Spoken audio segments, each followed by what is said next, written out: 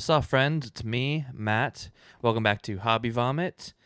I've got my headphones back on. I don't know what it is, some kind of a comfort thing for me. So, yeah, I'll be wearing my headphones for this review. And speaking of what this review is, I am reviewing If It Bleeds by Stephen King, the king himself. So, if you saw on the Weekly Retro, Bree and I finished this book up. What is this book? This is a book, or a collection, rather, of 4 novellas. So, this review is going to be a little bit different than the normal style because I don't want to break down each one by, if you're unfamiliar with our review system here on Hobby Vomit, we have a BARF system.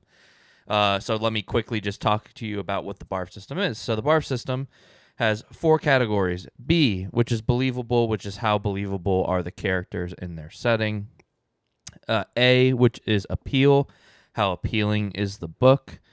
R is rhythm, which has to do with like how is the plot and the pacing of the book. And F is feeling, how did the book make me feel.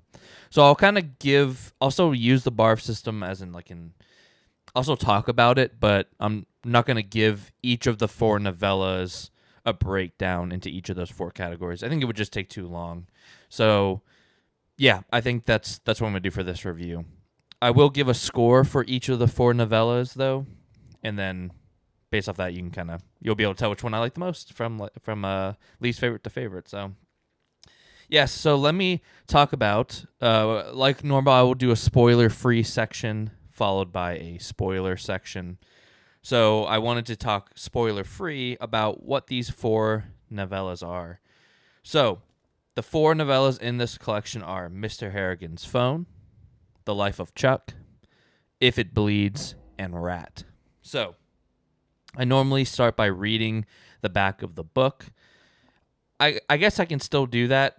It gives like a little 1-sentence blurb about what each one is. So Mr. Harrigan's Phone is a small-town teenage boy begins an intergenerational friendship that proves to have a disturbing afterlife. The Life of Chuck, the beautiful and harrowing apocalyptic exploration of how each of us, no matter how humble, contains multitudes. If It Bleeds, fan favorite Holly Gibney must face her fears and possibly another outsider, this time on her own. And finally, Rat, a struggling writer strikes a devil's bargain with an unexpected force at a cost that may be too terrible to bear. Yeah. So, yeah, that's what each of those 4 novellas is about. I'll talk a little bit about each one in a spoiler-free way, and then I'll get right into spoilers. So, Mr. Harrigan's Phone. I think I'll put the score up front. So, Mr. Harrigan's Phone, I gave a 3.5 out of 5. I liked it perfectly fine. It didn't blow me away, which, I've come to find out that this was a lot of people's star of this collection was Mr. Harrigan's Phone. I didn't dislike it by any means. Obviously, I gave it a 3.5. His character work, it's kind of a coming of age tale. It follows a boy named Craig. He lives with his father at home. Mother's not around. And this older man moves into this town. He's a very wealthy older man. And this older man, Mr. Harrigan, he hears Craig reading at church and then requests of Craig's father and Craig himself if Craig will come over and read to him, basically. And this friendship forms because of that. Craig also does some other little work around his house for him. And yeah, a friendship forms. And this is kind of set during the time where the big technology boom. So it's set during when the first iPhone comes out. And Craig gets an iPhone. But Mr. Harrigan is very reserved when it comes to technology. And so Craig shows him this technology and what it can do, which really baffles Mr. Harrigan. And so it does say a disturbing, I won't say more than that. Basically, it's kind of a wholesome tale up to a certain point, and then something happens, and a disturbing afterlife. It's kind of a ghost story in some ways. But yeah, it follows Craig. Craig is a good main character. I think the relationship between him and Mr. Harrigan is great. and has the typical coming of age stuff. Craig deals with bullies and such, but the ghost story aspect of it is fun. I thought it was unique. It's not over the top or anything. It's just nice. So yeah, I'll talk more in spoilers about kind of more specifics. But that was Mr. Harrigan's Phone. 3.5 out of 5 for me. Also my least favorite of the collection. The next one is The Life of Chuck.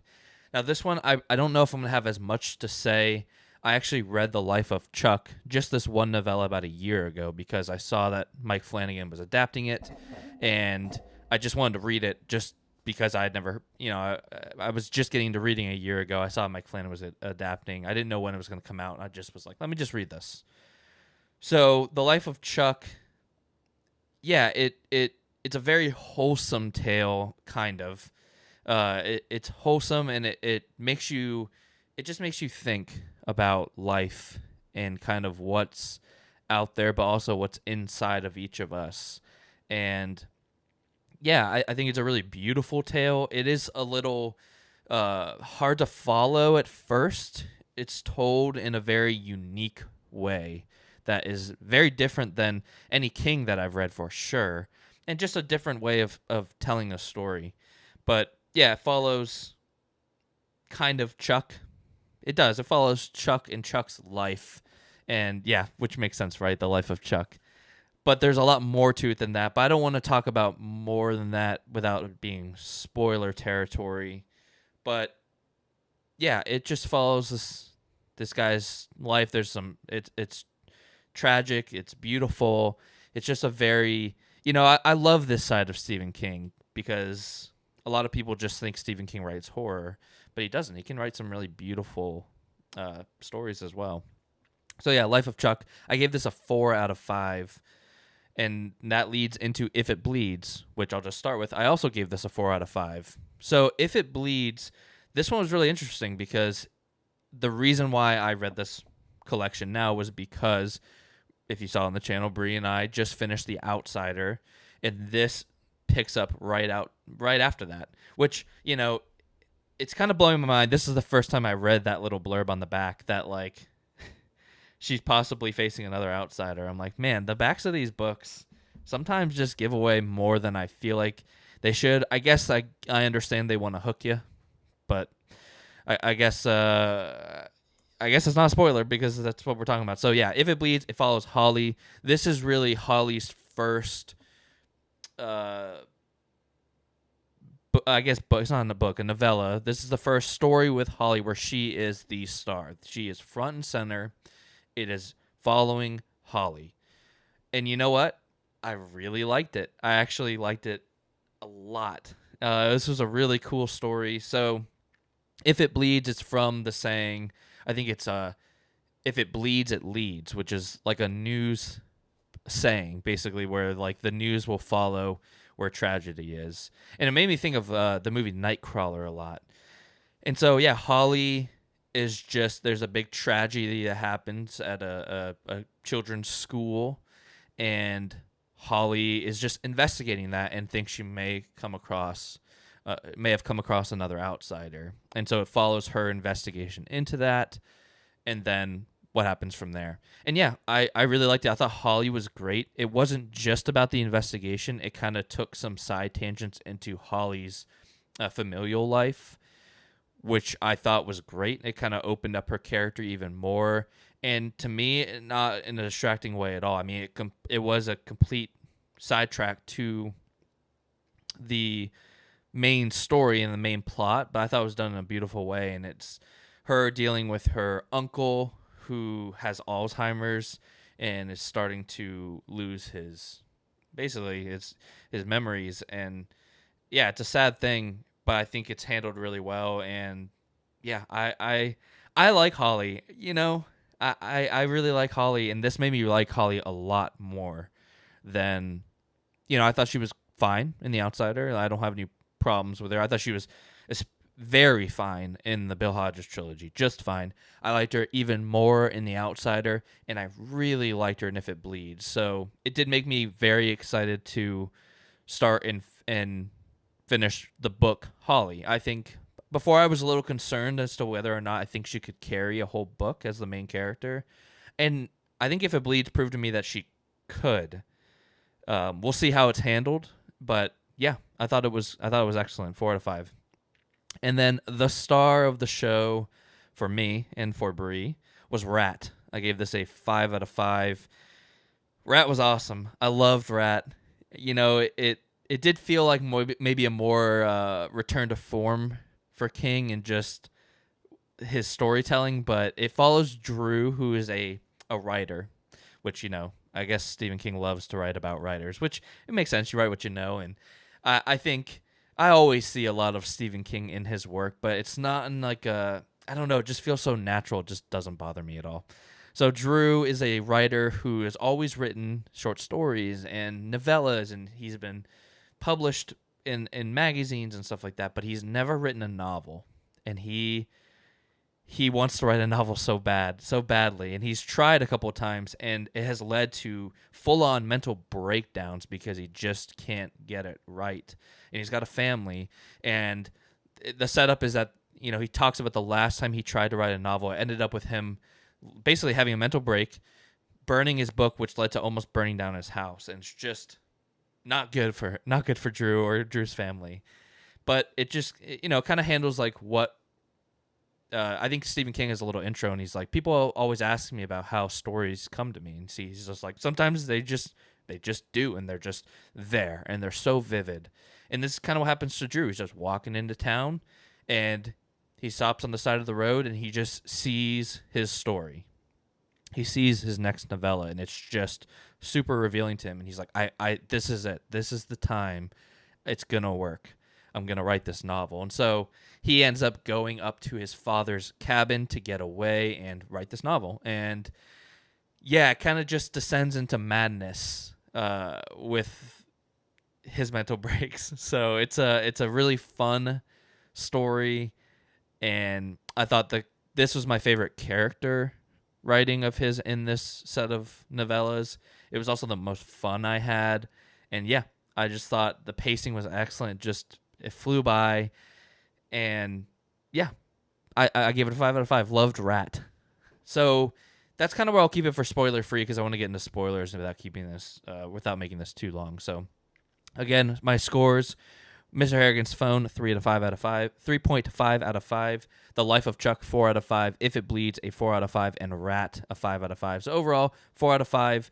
Really solid collection of novellas. I enjoyed all 4 of them.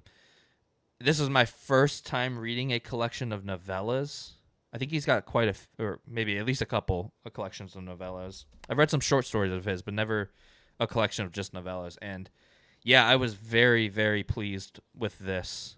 So let's get into spoiler territory.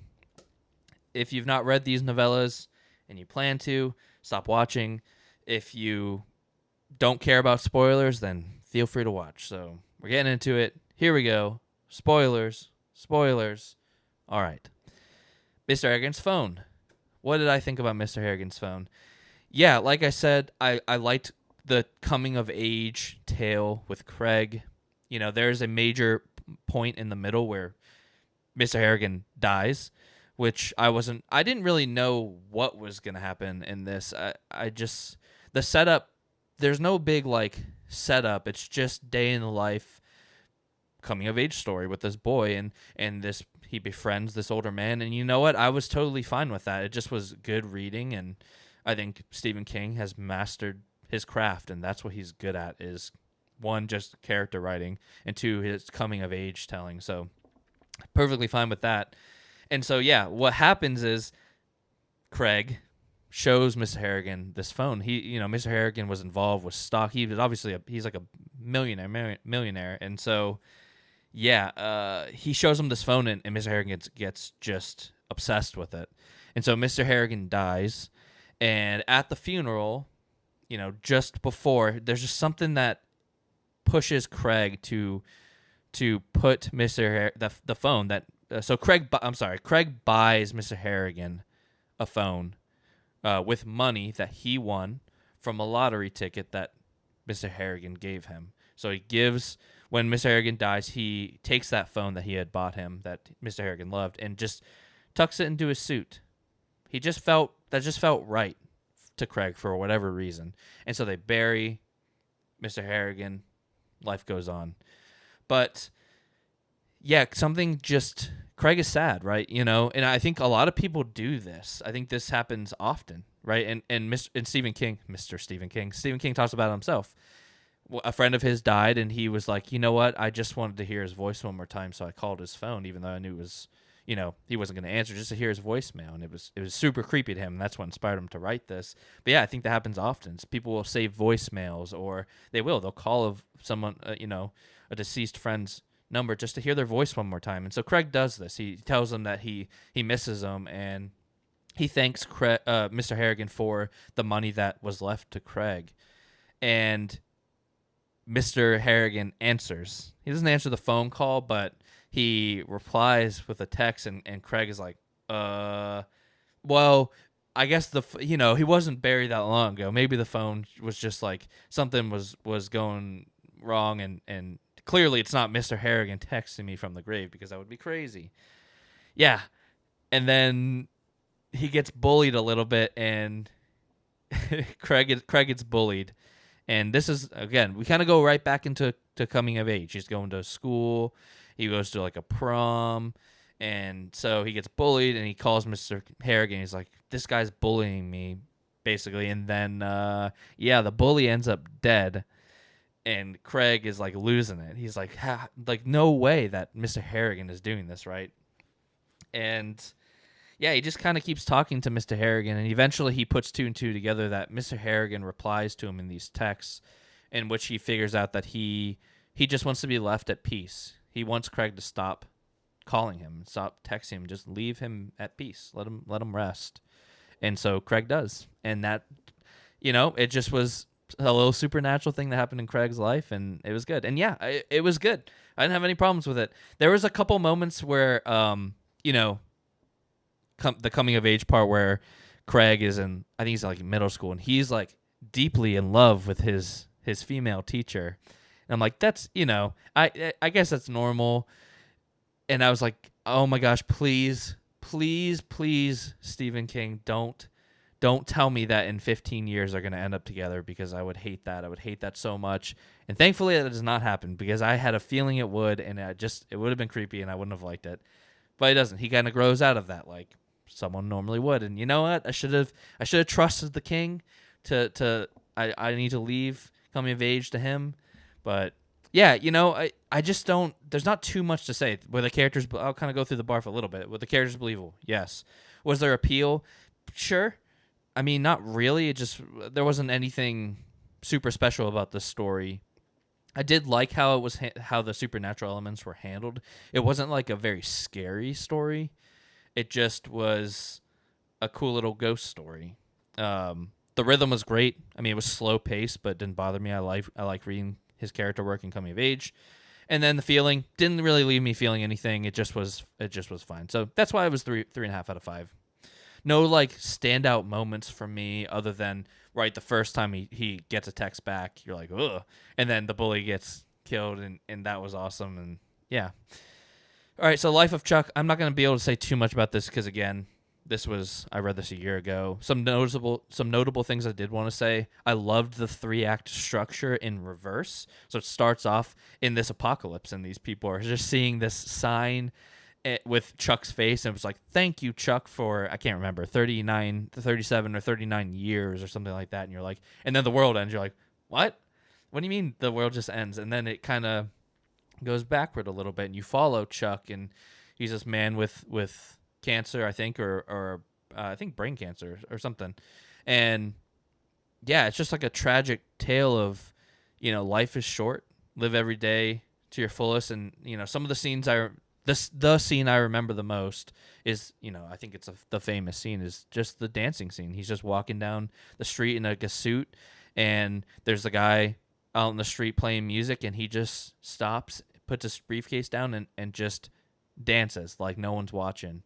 And it's a really, really, I don't know why, it's giving me goosebumps thinking about it. It's just a beautiful scene, and you just don't get that a lot, especially in Stephen King. But man, he just writes it so beautifully. And yeah, I don't have too much more to say about that. But I love the reverse 3-act structure. That scene was beautiful. And then yeah, just kind of, it's a little introspective of like when you kind of, there's just universes out there, but there might also be universes in here, inside each of us, and that's just a really fun idea and a great idea, and he handles it really well, I think. So, very excited. I'm a little nervous about the adaptation. It just works. It feels like a novella is just the perfect medium, and it's an all-star cast. I hope it's good. I hope they do it justice. I have a feeling Mike Flanagan will. I hope he does. I know he's the most trusted out of most people adapting King, so I think at the very least it will be true to the novella. I just don't know if it's going to fit that medium very well, so we'll see.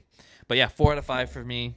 If It Bleeds with Holly Gibney, I also gave this a 4 out of 5. Really liked this short story where she sees this newscaster and the mole on Chet, I think his name's Chet Ondowski, and it's just immediately sus to her, and she susses it out, and yeah, it turns out he is another outsider or another.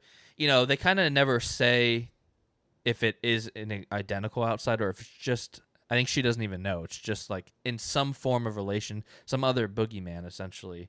But I love the idea of him being a newscaster throughout the years, and he just right if it what is it? If it bleeds, it leads. Yeah. Or if it leads, I think it's if it bleeds, it leads. Because that makes sense. So that makes total sense for that type of a creature to be in that role in society and jump around. And so the big thing for this one is not only is he there at the scene to take in this tragedy and soak in the grief, but for this tragedy, he actually commits the bombing of the school. And that is not okay. Like, I think Holly meets this older gentleman and his grandson, nephew, can't remember, and basically who then confirm that this Chet Ondowski has been around for a lot longer than he seems as different people. They're on board. They've kind of noticed it as well. And Mom, lost my train of thought, but yeah, I think he is a very good villain, Chet Ondowski, because this time, that's what I was saying, was that the older gentleman, he was like, Holly asked him, why haven't you said anything? He's like, well, I just thought he was there to soak up the grief, and he wasn't really committing any harm. But this time, when Holly tells him, like, no, I think he is the one that caused this bombing.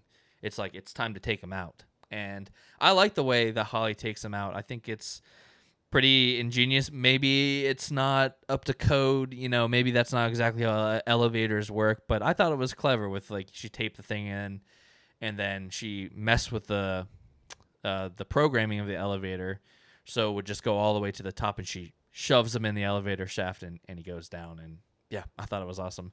I like Jerome and Barbara's involvement in this story. I don't know if they necessarily need to be in it. I think Stephen King's maybe hanging on to them a little more than we need to. I get it because Holly loves them, right? They're almost like children to Holly. So I get, and the stakes are immediately raised when Holly essentially blackmails this man to come into her office so she can kill him. But on the way in, Barbara's also coming because they keep an eye on Holly because something seems up, Jerome and Barbara. And then Chet Ondowski kidnaps Barbara, and that makes the stakes get raised significantly. But I like the way she takes him out, just like I liked it in The Outsider. But I kind of mentioned it earlier. I love Holly's relationship with her mother. I think it explains a lot about Holly, and it was really fun to see that. Oh, let me make sure.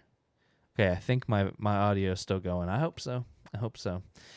But yeah, I loved her relationship with her mother. It kind of explains Holly a lot to me, and I love her relationship with her uncle. They grew up. He's the reason why she loves film so much. And oh my gosh, that final sentence. He's struggling to remember who she is. He keeps calling her Janie, which Janie's from Mr. Mercedes. And so, but at the very end, Holly's got the guy. She killed the outsider. She goes back to see him, and he just says, "Hi, Holly." And man, it's just like a really beautiful line. And yeah, I really liked it quite a bit. So 4 out of 5. I think I liked it a little bit more than The Outsider, actually. I certainly was missing Ralph Anderson. I love me some Ralph Anderson, but I thought the idea of this outsider was way cooler. That he's a news anchor, right, following all this tragedy. I love that. It's a great setup. So really enjoyed If It Bleeds. Excited to get to Holly. And then finally, Rat. Rat was awesome. Man, just the descent into madness was so fun. I loved following Drew, and it's crazy because, again, we could talk about Stephen King's characterization all day, but I was telling Bree, like, it's so impressive to me. We had just finished If It Bleeds, and I was like, why don't we just do Rat? So If It Bleeds and Rat were the only two that Bree and I did together. I did Life of Chuck on my own, and I also did Mr. Harrigan's Phone on my own. So we started Rat, and we read like 2 pages, and we were both just kind of commenting on how it's crazy. I felt like I knew Drew. I already knew Drew a page and a half in perfectly. He just writes characters so well. You just know them. And yeah, I just loved he goes up to oh man, just so much stuff happens. He goes up, the wife doesn't want him to go because of what's happened in the past. And he's like, no, trust me. Like, this one's different. I got it all painted in my mind. And so he goes up there, stops the little market, like basically the only gas station around. And the guy there is very sick, and he's got this like snotty bandana. Shakes his hand, but I don't know why he shakes his hand. Drew shakes this dude's hand, but he does. And so Drew ends up getting sick. There's a storm coming in. His wife keeps saying, like, come home before the storm comes in. He's like, no, I'm fine. Let me just rest a little bit and I'll come home. And he wakes up, the storm's there. He can't go home. The roads are destroyed. Trees have fallen down, so he's stuck there. And in the storm, this little rat is up on the... he opens the door, and this little rat's just, like, pawing at the door. Like, he's just barely survived. And so in a moment... of not weakness, but just kindness, almost, Drew takes this rat, puts him next to the fire, lets him defrost, and he saves this rat. I don't know why, but he does. And then the rat starts talking to Drew, which is fun, and basically gives him the whole, like, the monkey's paw kind of thing. The genie, like, you got one wish, or basically, and Drew at this point is starting to fall into his old habits with his writing his novel of, like, he'll get hung up on these sentences of which word is the right word, what's the best word to use in this, and just gets hung up, and his mind starts to spiral, and he gets angry, and it's just, you can kind of see this pattern of starting to reform. And the rat offers him a way out. He's like, hey, we'll finish your book, it's going to be great. But and it's so funny to me because it's not even like it's so Stephen King, where in these, like, tales that are supposed to warn you, there's always, like, the devil kind of, like, essentially, he says it in a way that he gets what he wants, and you think you're getting off scot-free. But the rat he straight up tells him, he's like, okay, well, I'll let you finish your novel. It's going to be great, but someone's going to have to die. And you're just like, what? This talking rat's telling him someone's going to have to die, and Drew's like, what, who, like my wife? Like, no. He's like, no, not your wife. Come on, not someone that big. How about, I don't know, your publisher? And Drew's like, okay, sure, talking rat, yeah. But if I finish my book, if you help me finish my book, then sure, you can kill my publisher. And so the rat goes away. Book gets finished, and yeah. Then, I mean, the rat kind of comes back. There's a couple more sightings, but I don't know why I'm giving you just the spoiler breakdown of what happens, but I loved the rat. And then, yeah, the thing that was most interesting to me was that the death of the publisher, right? Because his wife goes with him, the publisher's wife. And I wasn't expecting that because there was no, like, Well, maybe there was. I never went back and read exactly what the rat said, but it made it seem like one person was going to die, and there was no other way to look into that. And he just broke the rules, essentially. But yeah, I loved it, and Drew continues to lose his mind, and I love that he keeps talking, having conversations with different people, and they'll say things like, "Oh, it's all rat," instead of "all right," and he's just like, "What'd you say? Wait, what did you say?" They're like, "I said it's all right." He's like, "Oh yeah, of course, it's all right," and yeah, he's just losing his mind, and it ends on another great one-liner. It's just like everything's gonna be all rat, and loved it, just super fun ride. Oh, definitely my favorite of the bunch. And I could see, I think definitely my favorite of the bunch on a first read. I think on a subsequent read, I think The Life of Chuck and If It Bleeds would probably remain a little higher. But Rat was just such a fun read on the first read through, that it just left me on such a high. Great ending to the 4 novellas. So yeah, that's really my thoughts. I'm trying to think of any other moments that really stuck out to me. I don't think so. I don't really know how to do a review for 4 novellas. So yeah, that's kind of, I guess I just did it however I thought was the right way to do it. There probably won't be too many of these, obviously, because most books aren't broken into novellas. But yeah, ranking, obviously Rat's my favorite. I think I'd give the nod to If It Bleeds over Life of Chuck. Maybe just recency bias. Probably. And then Mr. Harrigan's, then Life of Chuck, then Mr. Harrigan's Phone. So, yeah, that's it. I think if you've made it this far, you've probably already read it. If you haven't, you should read it, even though I've spoiled everything for you now. But you should still read it, because Stephen King, it's one of those that I don't think a spoiler's not going to ruin it, because his writing's so good. So, yeah, I appreciate you all being here, and hopefully I'll be reviewing Holly upcoming. And yeah, I think that's it. So I appreciate you watching, and I will see you next time. Thank you. Goodbye.